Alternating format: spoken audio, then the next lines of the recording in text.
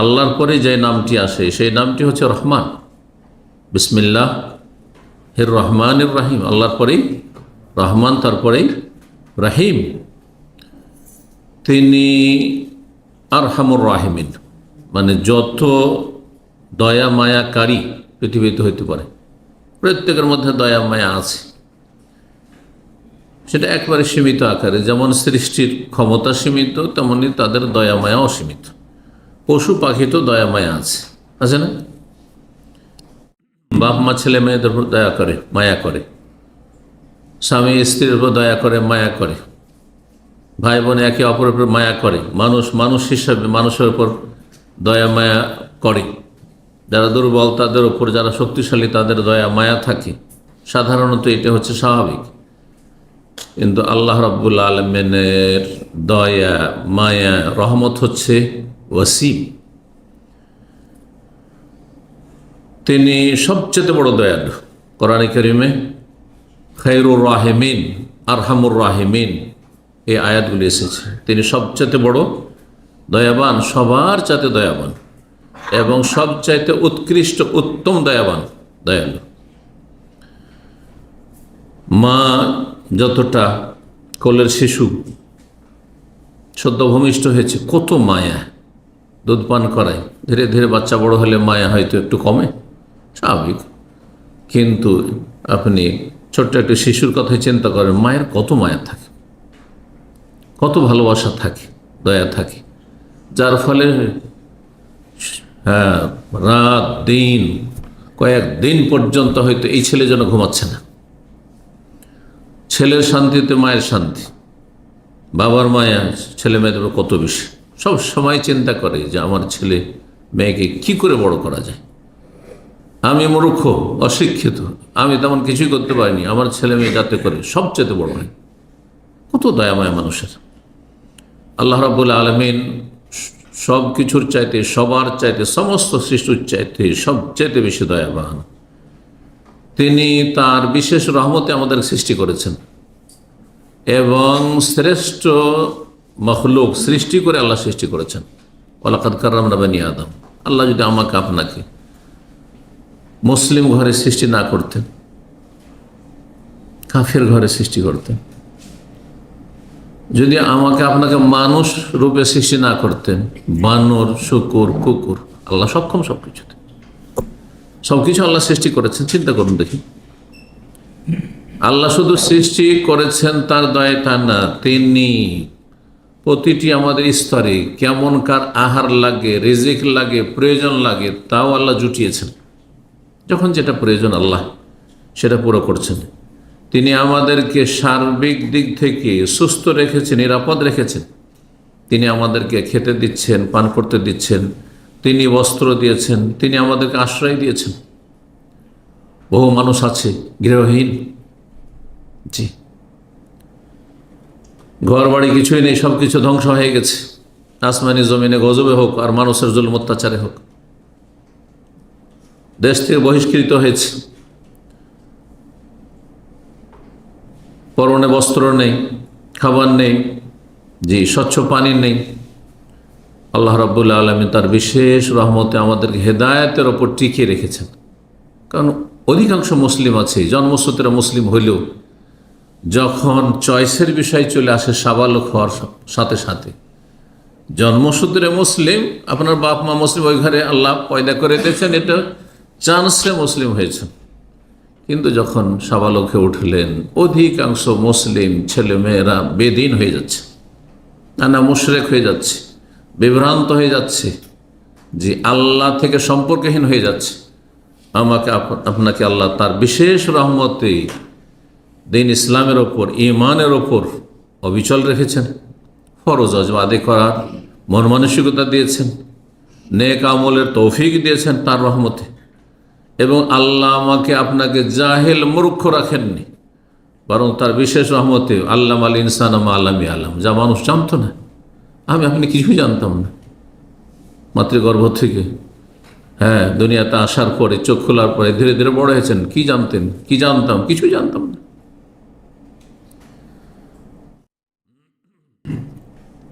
আল্লাহ রাব্বুল আলামিন বহু মানুষ ডানে বামে কত বালা মুসিবতের শিকার হচ্ছে, কত দুর্ঘটনার শিকার হচ্ছে।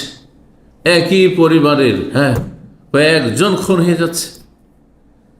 আর জুলম অত্যাচারের শেষ নেই, জুলম অত্যাচারে আল্লাহর জমিন ভরে গেছে। এই জুলমের মাঝে, অত্যাচারের মাঝে, নিরাপত্তাহীনতার মাঝে আল্লাহ যে আমাদেরকে নিরাপদ রেখেছেন, বালা মুসিবত থেকে হেফাজতে রেখেছেন, এটি তার বিশেষ রহমত। আমার এখন আল্লাহর রহমত আছে বলে। আল্লাহ রাব্বুল আলামিনের যদি রহমত না হইতো তো অনাবৃষ্টি দিতেন, দুর্ভিক্ষ নেমে আসতো, না খেয়ে মরে যেতাম, শেষ হয়ে যেতেন। আল্লাহ রাব্বুল আলামিন আমাদের জন্য খাদ্যের ব্যবস্থা করেছেন, জমিনকে উর্বর শক্তি দিয়েছেন। এইরকমই আল্লাহ রাব্বুল আলামিন তার বিশেষ রহমতে আমাদেরকে জান্নাত দেবেন, জাহান্নাম থেকে রক্ষা করবেন। আল্লাহ রহমত না হলে জাহান্নাম থেকে বাঁচতে পারবেন না। সুতরাং আমরা এতগুলি কথা এই জন্যে বললাম ভূমিকাতে, যে যাতে করে প্রত্যেকের এই অনুভূতি জাগে, প্রত্যেকে যাতে হাড়ে হাড়ে উপলব্ধি করেন, টের পান যে আল্লাহর রহমত ছাড়া একটি মুহূর্ত, একটি সেকেন্ড আমরা দুনিয়ায় কাটাতে পারবো না এবং শান্তি পাবো না, না আখিরাতে শান্তি পাবো, কোথাও না। আল্লাহর রহমত ছাড়া আমাদের সব কিছুই অচল। সর্বক্ষেত্রে সর্বক্ষণ আমরা আল্লাহ রাব্বুল আলামিনের রহমতের দয়ার মুখাপেক্ষী। চোখের পলক মারতে যতক্ষণ লাগে ততক্ষণ আপনি আল্লাহর দয়া ছাড়া বাঁচতে পারবেন না। আপনি নবী করিম সাল্লাল্লাহু আলাইহি ওয়াসাল্লামের হাদিস দিয়ে শুরু করি। সহিহ বুখারী মুসলিম হাদিস হয়েছে, হাদিস নম্বর 5982, সহিহ বুখারীতে, সহিহ মুসলিমে 5036 নম্বর হাদিস। আবু হুরায়রা রাদিয়াল্লাহু তাআলা আনহু রাসূলুল্লাহ সাল্লাল্লাহু আলাইহি ওয়াসাল্লাম বলেন, লা ইউনাজ্জিয়া আহাদাম মিনকুম আমালুহু, তোমাদের কোন ব্যক্তিকে তার আমল জাহান্নাম থেকে রক্ষা করতে পারবে না, জান্নাতে নিয়ে যেতে পারবে না। সাহাবীরা জিজ্ঞাসা করলেন, আমরা নাহি পারবো না, কিন্তু রাসূলুল্লাহ সাল্লাল্লাহু আলাইহি ওয়াসাল্লাম তো পারবেন। রাসূলুল্লাহ সাল্লাল্লাহু আলাইহি ওয়াসাল্লাম তার ঈমান আমল দিয়ে, তার দাওয়াত ইসলামের খেদমত দিয়ে, তার মাধ্যমে সারা বিশ্বের কত মানুষ, তার জীবদ্দশাতে কত লোক হেদায়েত হয়েছে, কত বড় বড় তারা পাপে লিপ্ত ছিল। তারপরে প্রতিটি যুগে যত মানুষ হেদায়েতের পথ পেয়েছে, পাপমুক্ত হয়েছে, তার একটা ভাগ করে আমলে যাচ্ছে রাসূলুল্লাহ সাল্লাল্লাহু আলাইহি সাল্লামের আমল নামে যাচ্ছে। কেন? তার মাধ্যমে আমরা হেদায়েত হয়েছি, তার মাধ্যমে। তার ছেড়ে যাওয়া দাওয়াত আমাদের কাছে নির্ভেজাল দাওয়াত পৌঁছেছে, সেই জন্য। না হলে ভেজালযুক্ত দাওয়াত পৌঁছলে আপনি আমিও মাজার পূজারি থাকতাম, নাহলে মূর্তি পূজক থাকতাম, না হয় নাস্তিকের সন্তান নাস্তিক সন্তান থাকতাম। তারপরে সাহাবারা এই জন্য জিজ্ঞেস করছেন, ওয়ালা আনতা ইয়া রাসূলুল্লাহ, এমনকি আপনি আপনার আমল দিয়ে, আপনার নেক কাজ দিয়ে, ভালো কাজ দিয়েও আপনি জান্নাতে যেতে পারবেন না, জাহান্নাম থেকে বাঁচতে পারবেন না? নবী সাল্লাল্লাহু আলাইহি ওয়াসাল্লাম বলছে, ওয়ালা আনা, এমনকি আমিও। ইল্লা ইয়াতাগাম্মাদানি আল্লাহু বিমাগফিরাতি ওয়া রাহমা, তবে আল্লাহ যদি তার ক্ষমা এবং রহমত দিয়ে আমাকে ঢেকে নেন। সুবহানাল্লাহ। সুতরাং আল্লাহর রহমত ছাড়া জান্নাতে যেতে পারবে না, জাহান্নাম থেকে বাঁচতে পারবে না, যেটি মানব জীবনের সবচেয়ে বড় লক্ষ্য উদ্দেশ্য, এবং সেটি মূলত হচ্ছে আসল সফলতা। দুনিয়ার যতই সফল ব্যক্তি হন না কেন, সারা বিশ্বের যদি রাজত্ব কেউ পেয়ে যায়, সারা বিশ্বের রাজা তো কেউ হয়নি, গোটা বিশ্বের সারা বিশ্বের রাজা যদি কেউ হয়েও যায়, যে এত দেশ পৃথিবীতে নেই, একটি দেশ আর তার প্রধান, দেশের প্রধান, সারা বিশ্বের প্রধান একজন হয়েছে, সেও যদি কুফরের অবস্থায় মারা যায়, পাপের বোঝা নিয়ে আল্লাহর কাছে হাজির, জাহান্নামে যেতে হবে। তার চাইতে বেশি নিঃস্ব অসহায় আর কেউ নেই। সে ব্যর্থ জীবনে, ব্যর্থ জীবনে। দুনিয়ার সমস্ত সম্পদের মালিক যদি একাই একজন হয়ে যায়, কিন্তু কুফরি অবস্থায়, পাপের অবস্থায়, জালেম হয়ে, আল্লাহর হক নষ্ট করে, মানুষের হক নষ্ট করে যদি আল্লাহর কাছে হাজির হয়, তো জাহান্নাম ছাড়া কোনো উপায় নেই। জাহান্নামে একবার আল্লাহ ডুবাবেন, আল্লাহর ফেরেশতাদের মাধ্যমে, ফেরেশতারা, আর তারপর উঠিয়ে নেবে, শুধু জাহান্নামে ঢুকিয়ে সাথে সাথে উঠিয়ে নেওয়া হবে। আর তাকে জিজ্ঞাসা করা হবে, সবচেয়ে বেশি সুখী ব্যক্তিকে, দুনিয়ার যে সবচেয়ে বেশি হ্যাঁ, ভোগবিলাসী ব্যক্তি ছিল, সুখ শান্তির কোনো অভাব ছিল না দুনিয়ায়। তারপরে আল্লাহ জিজ্ঞেস করবেন, হাল রাআইতা নাঈমান কাত্তু, কখনো কি তুমি নিয়ামত পেয়েছো, সুখ শান্তি পেয়েছো? তখন সে বলবে, লা ওয়া রাব্বি, আল্লাহ তোমার কসম করে বলছি জীবনে কোনো সুখ শান্তি পাইনি, সমস্ত সুখ শান্তি ভুলে গেছে। তো আল্লাহর রহমত ছাড়া জান্নাতে যাওয়া যাবে না, যেখানে আসল সুখ শান্তি রয়েছে, যেটি আসল সফলতা। কিন্তু আল্লাহর রহমত কি এমনি এমনি হয়ে যাবে না? আল্লাহর রহমত পাওয়ার মাধ্যম আছে। এই মাধ্যমগুলি আমাদেরকে জানতে হবে।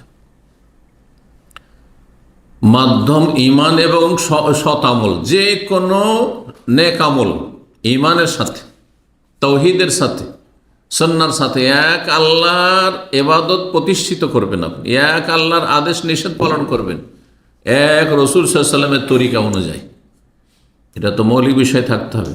তবে বিশেষ বিশেষ কিছু আমল আছে, নেক কাজ আছে, যেই কাজগুলি কোরআন সুন্নাহে বলা হয়েছে আল্লাহর রহমত লাভের উপায়। ইনশাআল্লাহ তাআলা 10টির বেশি আমরা আজকে আলোচনা করব।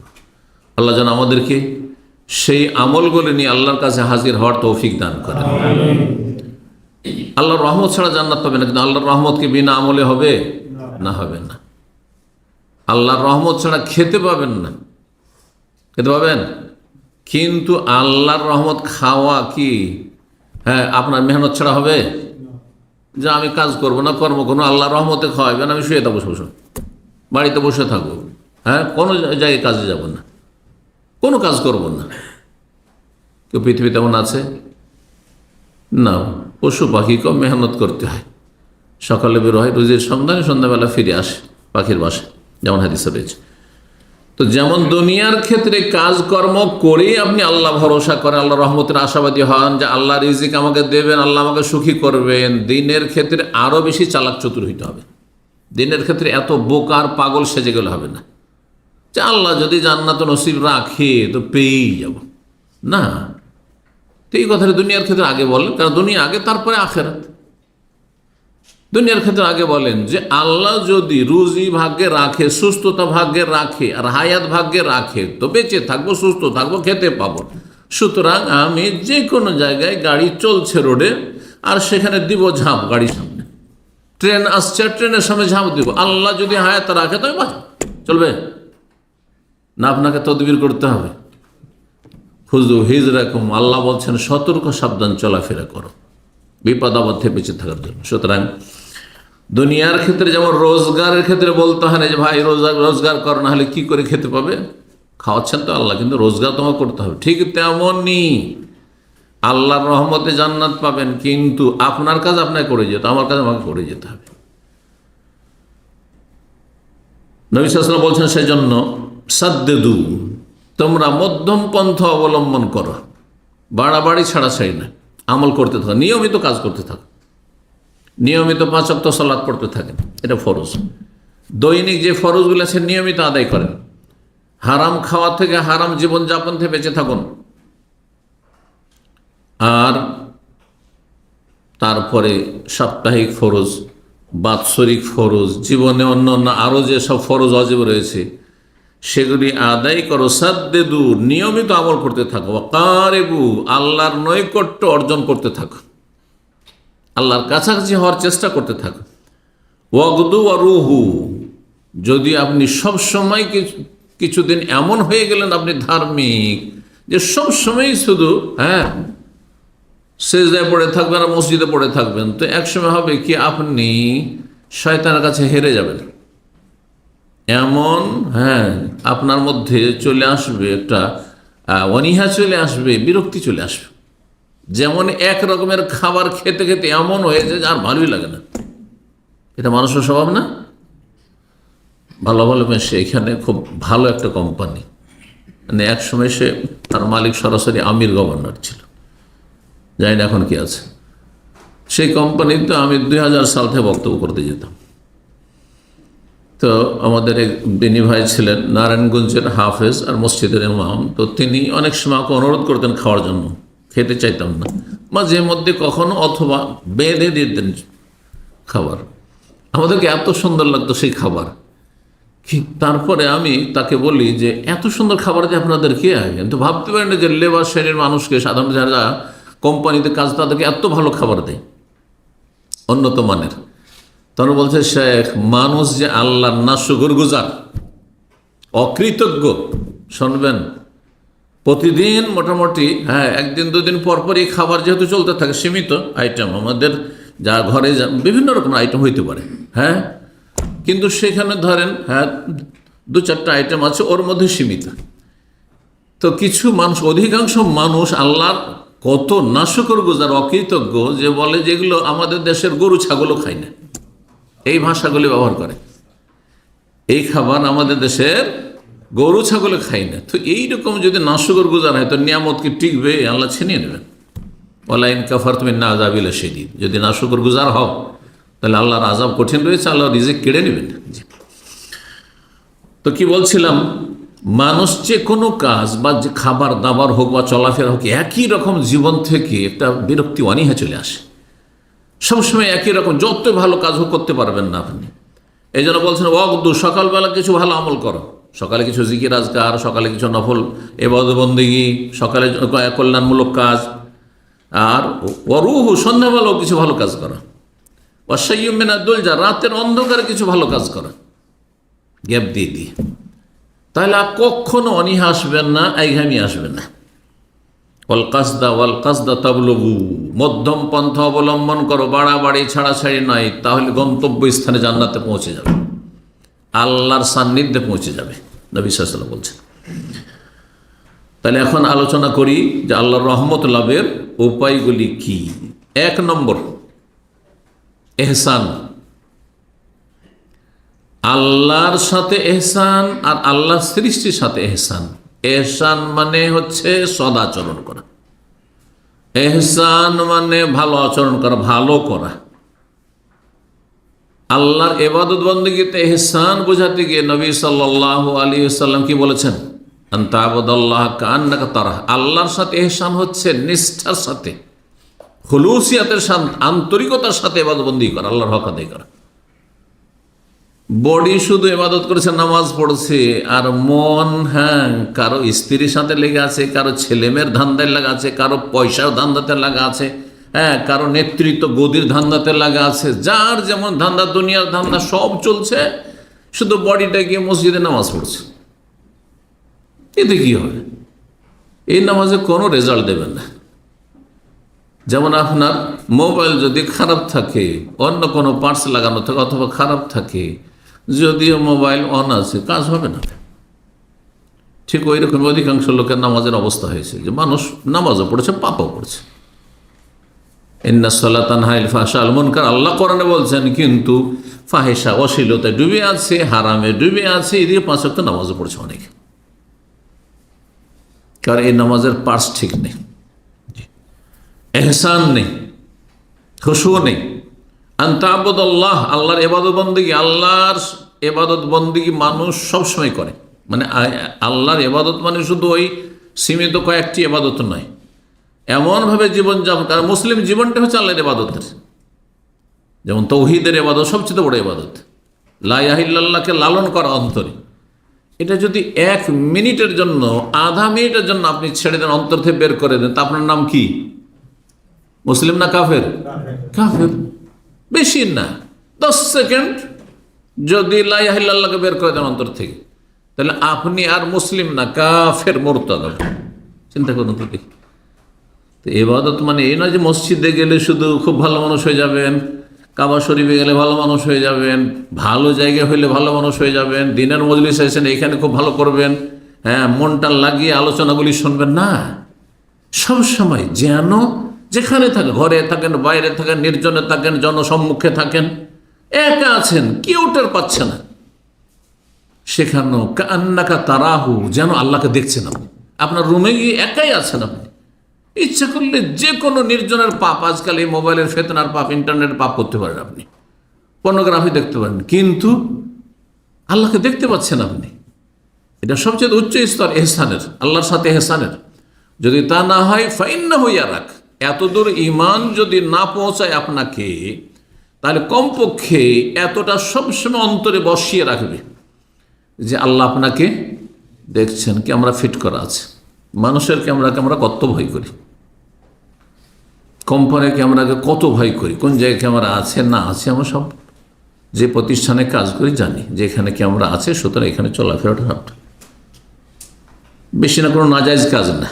ধরেন আপনাকে অফিসে কাপড় চেঞ্জ করতে হবে, গেঞ্জি পর্যন্ত খুলতে হবে, খালি গায়ে হইতে হবে, এই জায়গাটা ক্যামেরা নেই, শুধু এখানে করবেন আপনি।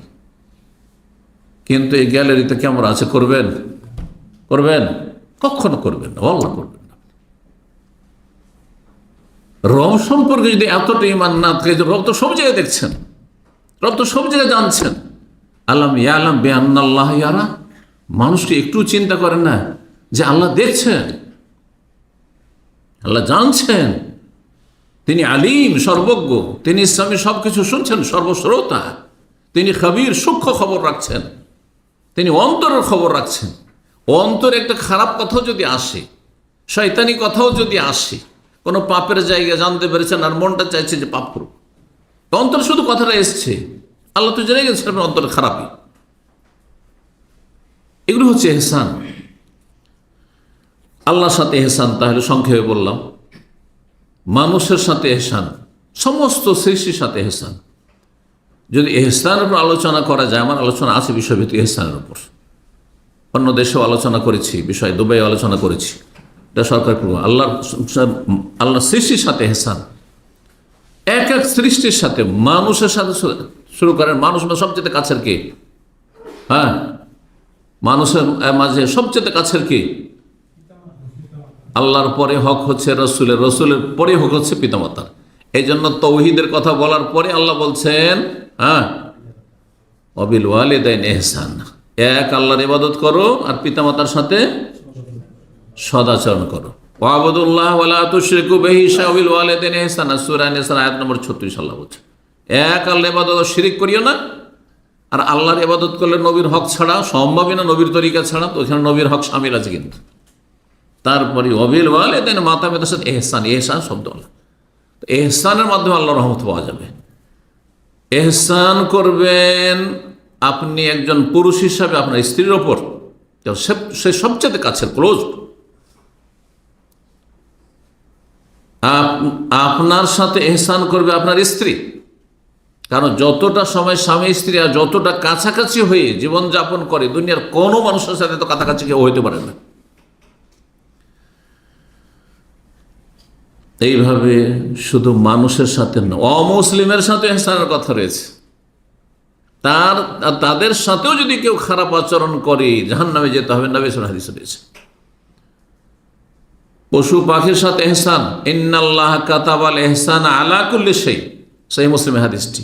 আল্লাহ এহসান করা ফরজ করেছেন প্রতিটি বস্তুর ক্ষেত্রে, প্রতিটি বস্তুর ক্ষেত্রে। আরে যেসবের প্রাণ আছে পশু পাখি, সেগুলি না, এই পানিটার সাথে এহসান করতে হবে, যেটা অনেকে বুঝেন না, আর বুঝলেও আমল করেন না। পানিটা হয় আপনি নিজে পান করেন, আর না হলে কাউকে পান করিয়ে দেন। কিন্তু আপনি ভদ্রলোকী করে আপনাকে পানি দেওয়া হইলো, হয়তো একটু পান করলেন আর বাকিটা আপনি এখানে ছেড়ে দিয়ে চলে গেলেন অথবা ফেলে দিয়ে চলে গেলেন, হ্যাঁ, নষ্ট হইল, আপনি খারাপ আচরণ করলেন এই পানির সাথে। কুকুরের সাথে এহসান করে যদি জান্নাত পাওয়া যায়, শুধু কুকুর একটি আমলে নয়, কিন্তু এটিও আল্লাহর রহমত পাওয়ার উপায়।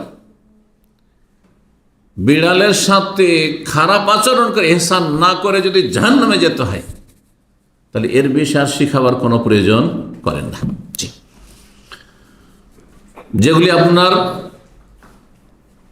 নেয়ামত আল্লাহ দিয়েছেন, আপনাকে পানাহারের বস্তু হিসাবে দিয়েছেন, সেগুলির সাথে আপনার খাবারের সাথে এহসান। ভাত আপনি পাক করেছেন, হয় খাবেন নয় খাওয়াবেন, কিন্তু বেঁচে গেল, বাসি হয়ে গেল, আমি বড় লোক মানুষ, পয়সাওয়ালা মানুষ, ফেলে দেবেন, আমি খারাপ আচরণ করলেন আপনি। এহসান আল্লাহ ফরজ করেছেন। তরকারি অনেকেই, হ্যাঁ, এই ভদ্রলোকই দেখান, বাসি খাবেন না আপনি, ফ্রিজের খাবেন না, ফেলে দিলেন আপনি, আপনি খারাপ আচরণ করলেন, জবাব দিতে হবে ওর কাছে নিয়ামত। এহসান এইভাবে এহসানকে বুঝে নিয়ে যদি এহসান সদাচরণ করেন আল্লাহর সাথে, আল্লাহর সৃষ্টির সাথে, সেটা ব্যক্তি হোক আর বস্তু হোক আর প্রাণী হোক আর প্রাণহীন হোক, তাহলে আল্লাহ রহমত অবশ্যই পাওয়া যাবে। সূরা আরাফের আয়াত নম্বর 56, এটা শুরুতে পাঠ করেছি সুন্নতে খুতবার সাথে। ইন্না রহমাতাল্লাহি করিবুম মিনাল মুহসিনিন, নিশ্চয় আল্লাহর রহমত কার নিকটবর্তী? এহসানকারীদের, সদাচরণকারীদের, যারা ভালো আচরণকারী তাদের নিকটবর্তী হচ্ছে আল্লাহর রহমত, তাদের হাতের নাগালে হচ্ছে আল্লাহর রহমত, তাদের সাথে সবসময় আল্লাহর রহমত থাকবে, আল্লাহর দয়া থাকবে। আল্লাহ যেন বুঝার আমল করার তৌফিক দান করেন।